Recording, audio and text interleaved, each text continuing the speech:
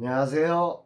변방 목사의 아침 묵상 2021년 3월 20일 토요일 아침입니다. 오늘은 창세기 5장 21절로 24절 말씀을 통해서 하나님과 동행하는 삶, 이런 제목으로 함께 말씀 묵상의 은혜를 나누겠습니다. 오늘 아침에는 찬송가 312장 너 하나님께 이끌리어 라고 하는 찬양의 가사가 한 절 한 절 가슴에 와 닿았습니다. 특별히 3절 가사가 보면 주 찬양하고 기도하며 내 본분 힘써 다하라. 주 약속하신 모든 은혜 내게서 이루어지리라. 참되고 의지하는 자 주께서 기억하시리. 참되고 의지하는 자 주께서 기억하시리. 이 가사의 내용이 저에게 참 힘이 되었습니다. 저에게는 인생 후반전 꿈이 있습니다. 다음 세대에 진짜 복음의 맛과 멋을 전해주는 것이지요. 우리 세대에 오염시킨 복음의 맛과 멋을 정화시켜서 다음 세대에 전해주어 이들이 하늘 부흥을 경험하게 하는 일입니다. 이 일을 위해 스페이스 R이라는 공간을 세웠습니다. 하나님의 은혜 가운데 많은 분들의 뜨거운 기도와 후원자들의 헌신적 후원 덕분에 나름 공간이 멋지게 만족스럽게 나왔습니다. 그래서 여기저기에서 이 공간을 이용하려는 분들의 요청이 쇄도하고 있습니다. 그러나 저희는 대부분 거절하고 있습니다. 왜냐하면 우리는 이 공간을 그냥 사람들에게 대여하기 위해서 만든 게 아니기 때문입니다. 우리에겐 꿈이 있습니다. 선택과 집중을 할 것입니다. 이방인처럼 변해가는 다음 세대의 저들을 믿음의 세대로 믿음의 세대 체인지를 만들기 위해서 우리는 이 공간을 만들었기 때문입니다. 우리는 두 가지 일을 할 것입니다. 젊은 사역자들을 세워서 이들을 세울 수 있는 거룩한 길을 만들어낼 것이며, 또 하나는 다음 세대들에게 구체적으로 전달할 수 있는 믿음을 전달할 수 있는 교육의 대안들을 만들어내는 일을 이곳에서 하게 될 것입니다. 그런데 이 일은 모두 제가 할 수 없는 일입니다. 아무것도 없는 제가 이런 일을 꿈꿀 수 없습니다. 재정이 저한테는 없습니다. 또한 젊지 않은 내가 도전할 수 있는 일이 아닙니다. 또한 배움이 부족한 내가 감당할 수 있는 영역이 아니기 때문입니다.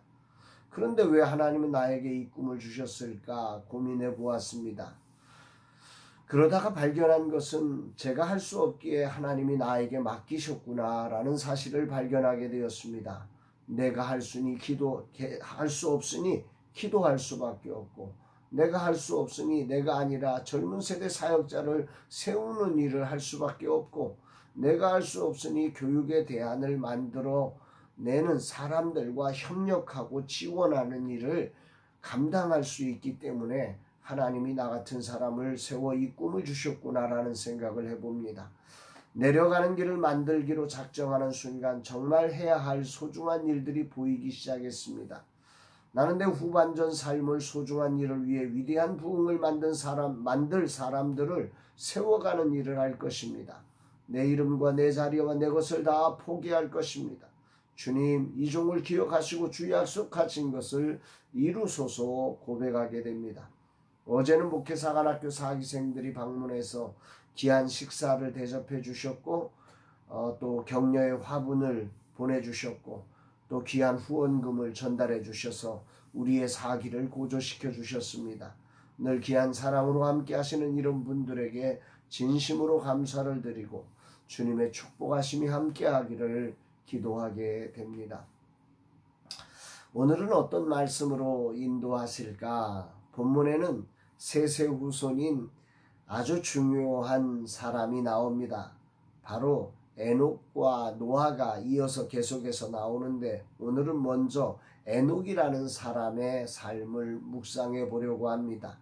21절 24절에 보면 이런 말씀이 나오죠. 에녹은 65세에 무두셀라를 낳았고, 무두셀라를 낳은 후 300년을 하나님과 동행하며 자녀들을 낳았으며 그는 365세를 살았더라. 에녹이 하나님과 동행하더니 하나님이 그를 데려가심으로 세상에 있지 아니하였더라. 이런 말씀입니다. 그의 아버지가 962세를 살았습니다. 그리고 그의 아들 무두셀라는 969세를 살았지요. 그런데 유독 에녹은 365세를 살았다고 말합니다. 그러니 이 사람은 아버지가 살아있을 때 이 세상을 떠난 것입니다. 에녹을 낳은 후 800년을 아버지 야렛이 살아있었습니다. 창세기 5장 19절에 보면 에녹을 낳은 후 800년을 지내며 자녀를 낳았으며 그렇게 되어 있거든요. 그러니까 아버지가 살아있을 때 아들은 사라진 것입니다. 나이상으로 당대의 삶에서 너무 작게 살았습니다. 남들 900년 사는데 자기는 300년 사는 거죠. 남들의 3분의 1밖에 안 되는 삶을 살아낸 것입니다. 그런데 이 사람에게는 다른 사람들과 다른 삶의 표현 방법이 다른 그런 것들이 있었습니다. 이것이 오늘 아침 저를 멈추어 서게 합니다. 하나님과 동행했다. 하나님이 그를 데려가셨다. 이런 표현이죠. 살고 죽었더라. 죄로 말미암아 살다가 죽음을 경험하는 인생의 삶이 연속되어지는 이 죄악된 세상 한가운데서 그는 그저 살아가는 사람이 아니라 하나님과 동행하는 삶을 살았다 고백하고 있고, 그는 그저 죽어간 인생이 아니라 하나님이 데려간 인생을 살았다 이렇게 고백되고 있는 것입니다. 이 말씀이 매우 큰 울림으로 다가오는 아침이며 저의 가슴을 설레게 하는 소망이 되는 말씀이기도 합니다. 그는 죽지 않았고 다만 세상에 있지 않는 사람으로 하나님이 데려가셨다. 할렐루야이죠. 여기 동행하다는 단어는 할라크라고 하는 단어인데 걷다, 산책하다 이런 뜻이에요. 이 한마디로 얘기하면 하나님과 동행한 건 하나님과 함께 걸어갔다. 함께 산책을 했다. 교제했다.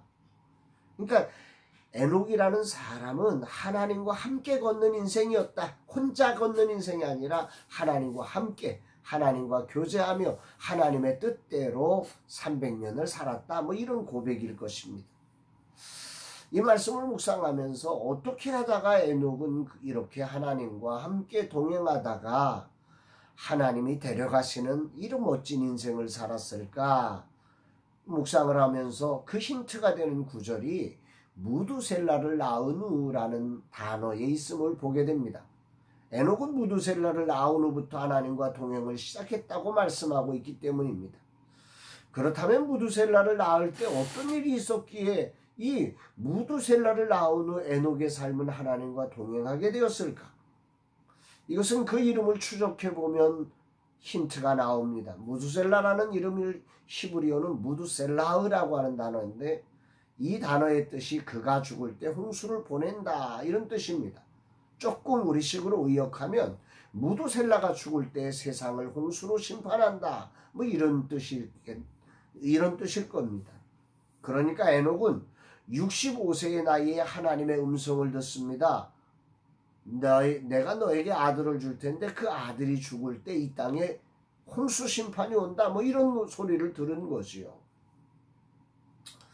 실제로 이 무두셀라가 죽은 해에 노아의 홍수가 일어났다고 합니다.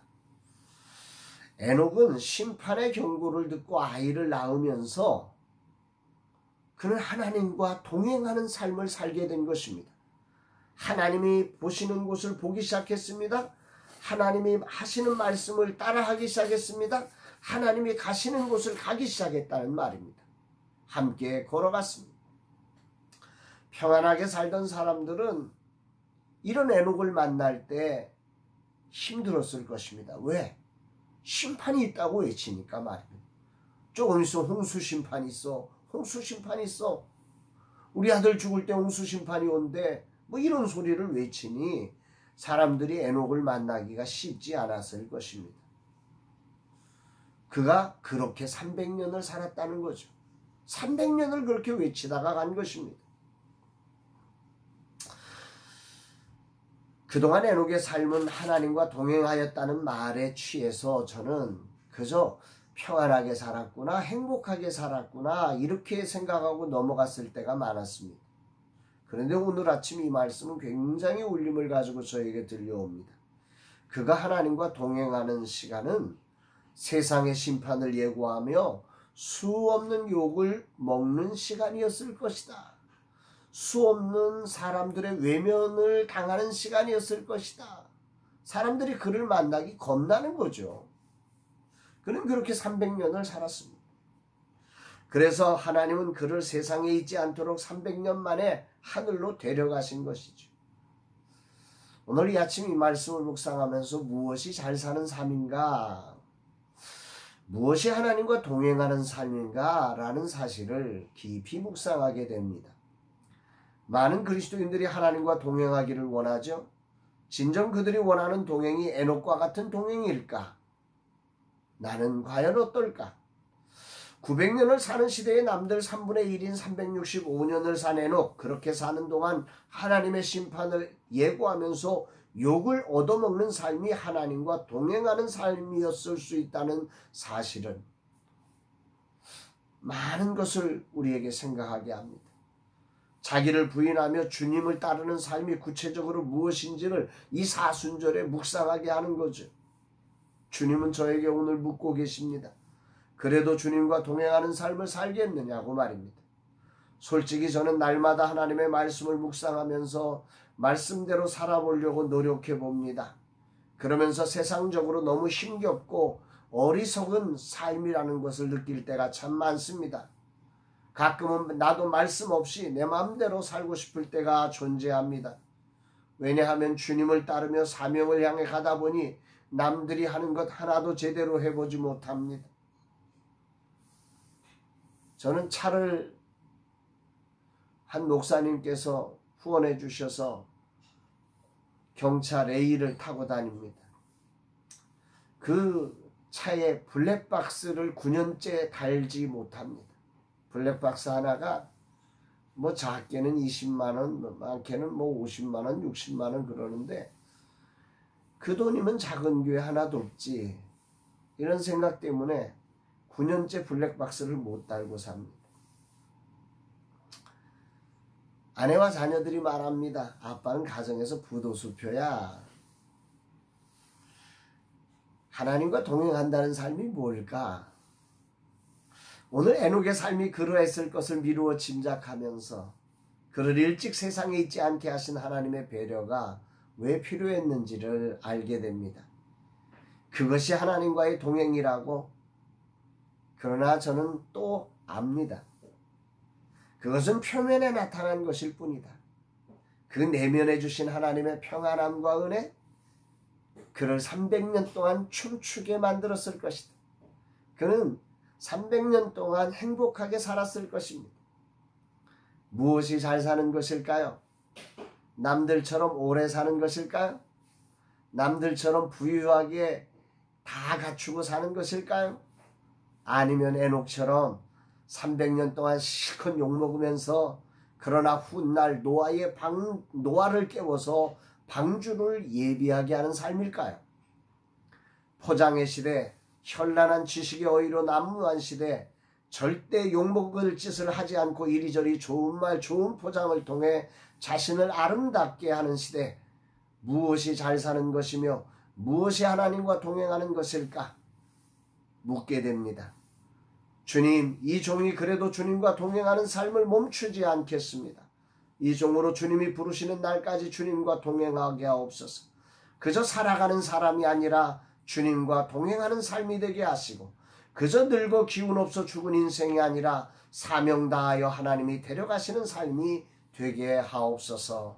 이런 고백을 하게 됩니다. 사랑하는 여러분, 주일을 준비하는 날입니다.